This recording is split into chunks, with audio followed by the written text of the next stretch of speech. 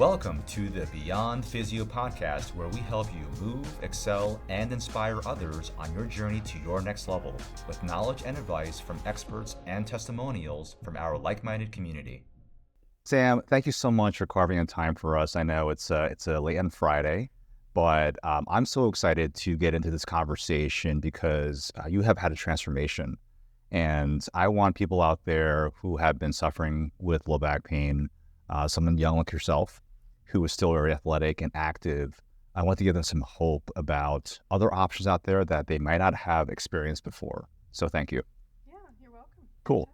So Sam, let's talk about your journey as a figure skater because I think it's significant because we do have a lot of people who are ex-athletes from their youth, from college, and they're still now trying to figure things out now that they're in the 20s and 30s and 40s on how to maybe get to that level of training in what they're doing nowadays. Obviously, you're not figure skating anymore, but your life has changed. So let's talk about that.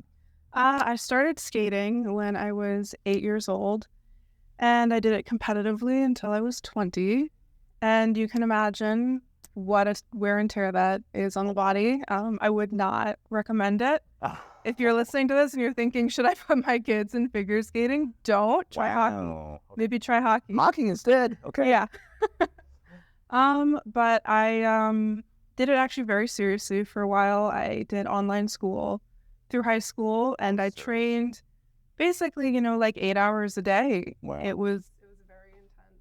What level did you get to in skating? Like, did you want to go professionally? I think I wanted to go to nationals, and that never happened because I kind of aged out.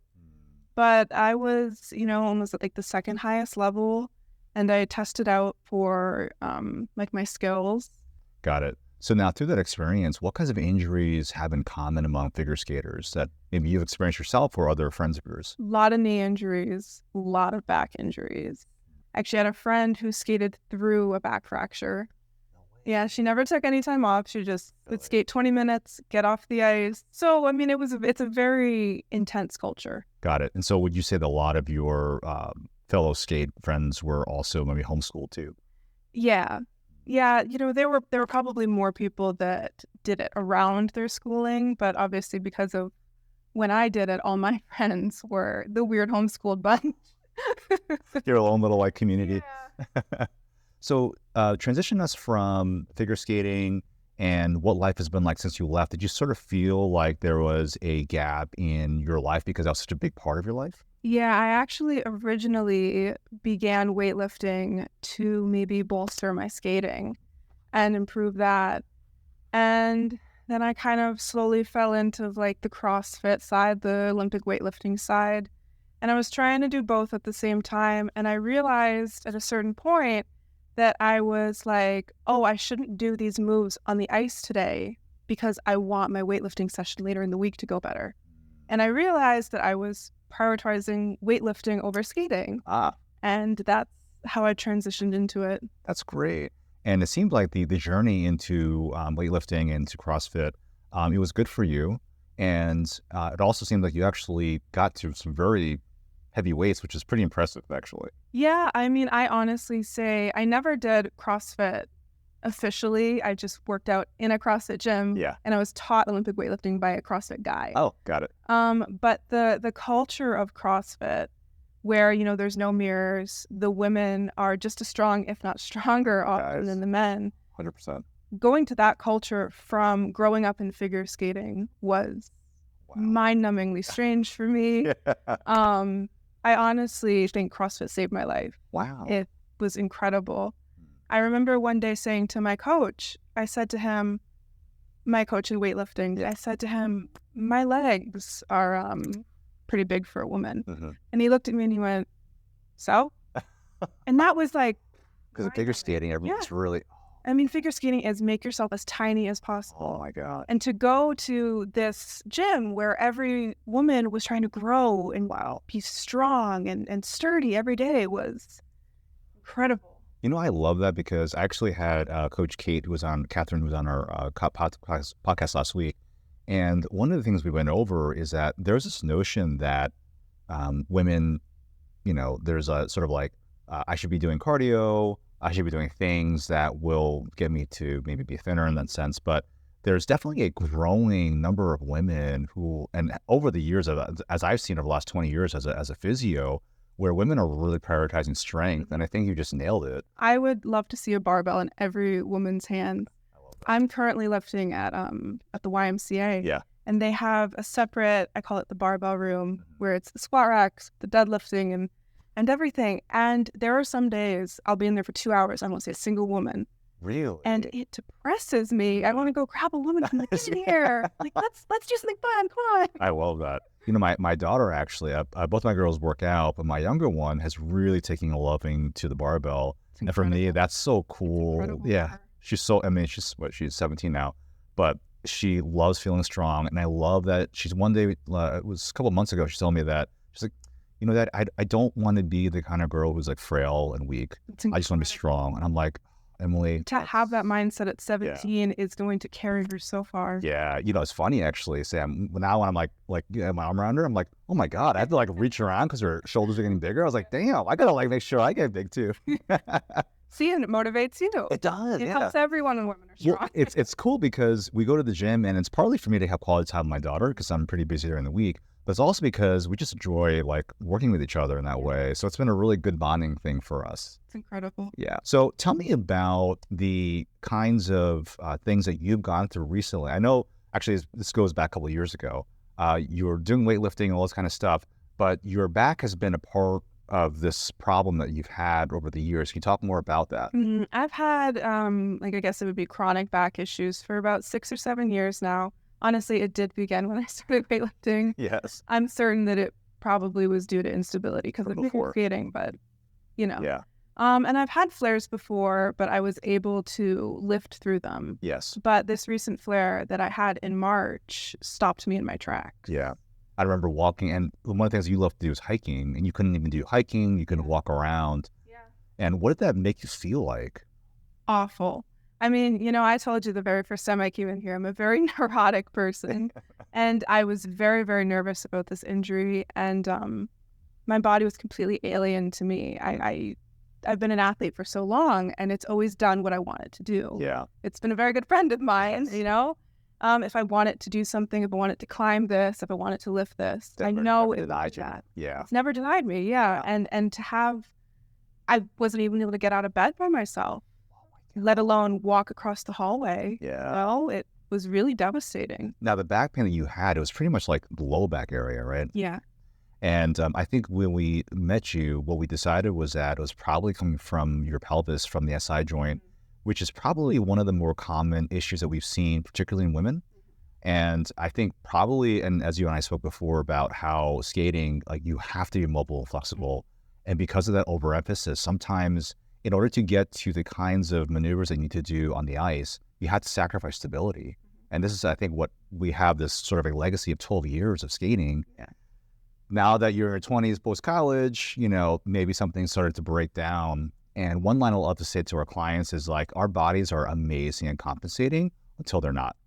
And when they're not, stuff like you described just happens. Yeah. Yeah. And I mean, you know, for me, my stress relievers are hiking, weightlifting. And to not be able to do that, it's very disruptive to not only your physical well-being, but your mental well-being. Oh my God, big time. And with low back pain, a huge portion of it is mental. So it's kind of, you know, a self-fulfilling prophecy. Yeah. You know, I've had my fair share of SI joint problems too over the years.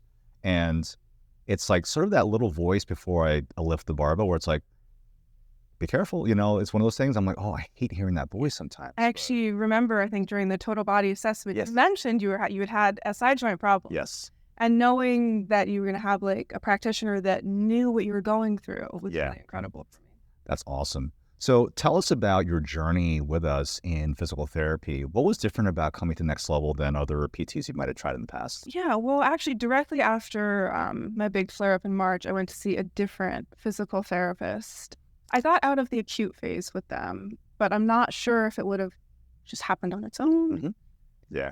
It was a fine place. But what'd they do for you? Lots of planks and glute bridges, unweighted and stuff. Standard, traditional. Yeah. And, I was then able to sit 15 minutes for dinner, walk 10 minutes around the block, which were improvements. Yeah. But the gap between where I was, where I wanted to be, it seemed impossible. I felt like I was never going to get back to the athlete I was before. Yeah. And that's when I went to seek you guys out. Got it. And as I recall, and let me know if I'm wrong, but it seemed like we made progress pretty quickly. Yeah. And you felt more confident to move more than you had prior to.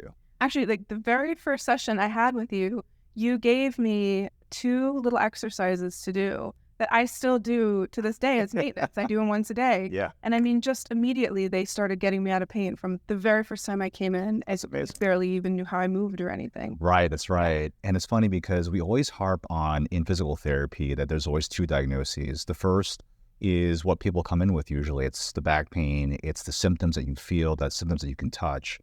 But a lot of PTs out there, unfortunately, because of time, and sometimes because of the way that their businesses are run, they aren't unable to go to where they can figure out the root cause. And to identify the root cause, you have to really interrogate, almost investigate into what your clients are going through. Otherwise, you're just left with chasing the pain. Yeah. I remember during the session, you said this is going to have to be part of your testimonial one day. That's right. I had this inner knee pain once the acute portion. I forgot. Yeah. Once the acute part of my back pain kind of chilled out, I was having this inner knee pain. And I had mentioned it to the physical therapist that I was seeing before. And I said, here's when it happens, here's how, blah, blah, blah, blah, blah. And they went, that's weird. And that's anyway. It. And I was like, great. A little help here. But I mean, I couldn't kneel. Yes, I remember that. Yeah. Kneel. I couldn't sit cross-legged. I couldn't squat down to get something. Yeah. And I mentioned it to you just offhand. And you did a couple tests and moved me around. And you were able to pinpoint exactly where the pain was coming from. You did some dry needling and shockwave on it. And I was immediately able to squat. And I haven't had any issues with it since. Are you serious? Yeah, That's great. It was incredible. That's awesome.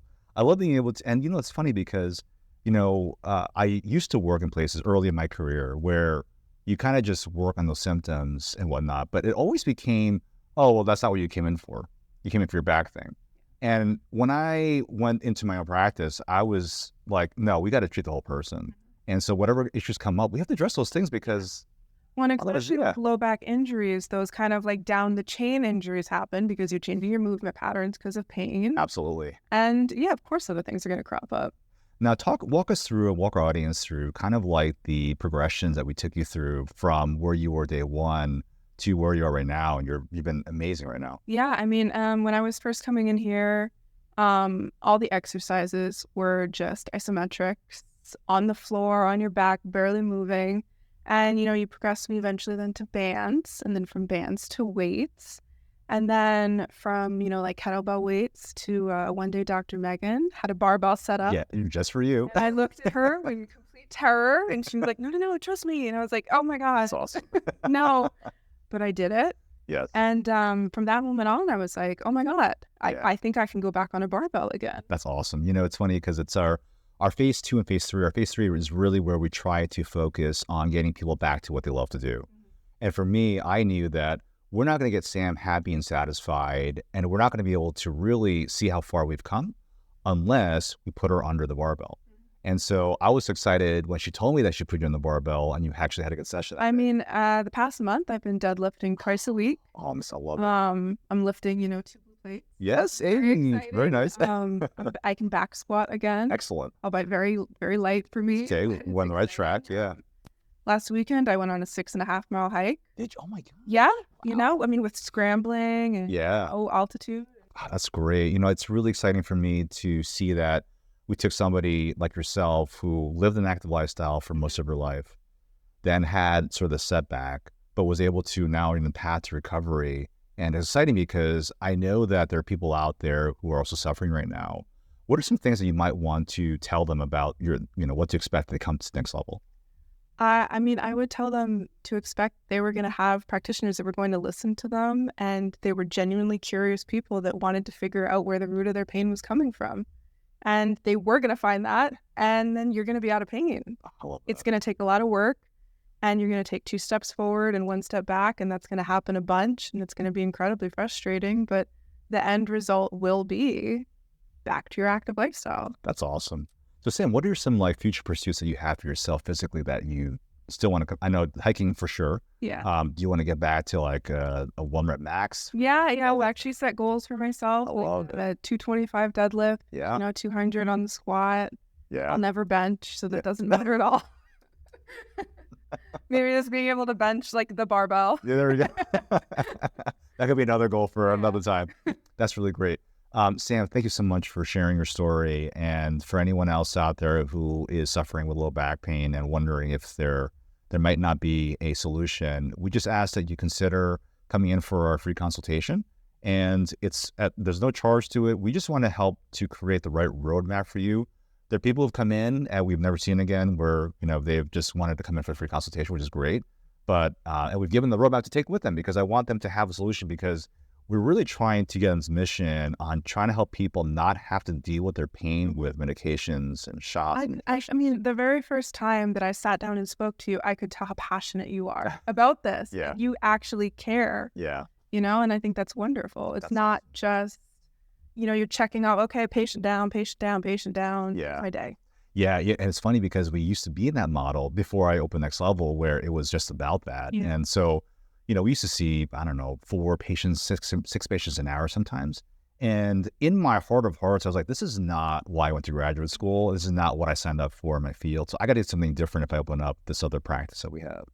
Yeah. Thank God you did. Yeah, I know, right? Cool. Again, thank you so much, Sam, for your time. And Thank you so much. You're very welcome. Thanks so much for tuning into today's episode. It really does mean a lot to us. And don't forget to like, share, subscribe, or comment if you got at least 1 or 2 helpful insights or takeaways to help you get to your next level.